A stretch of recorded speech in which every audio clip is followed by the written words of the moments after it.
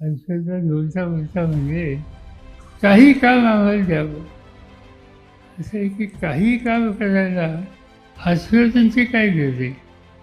कठीण काम असेल, लोकांच्या हिताचं असेल, लोकांचं जीवन बदलायचं असेल, अशी कामं हर्षवर्धनकडे द्यावी.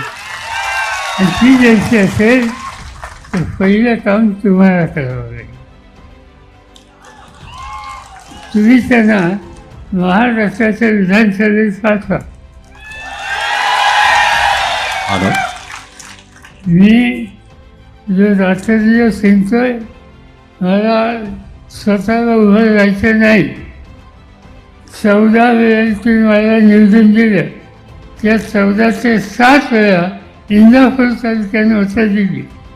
त्यामुळे मला स्वतःसाठी काही मागायचं नाही. मला महाराष्ट्र बदलायचं आहे.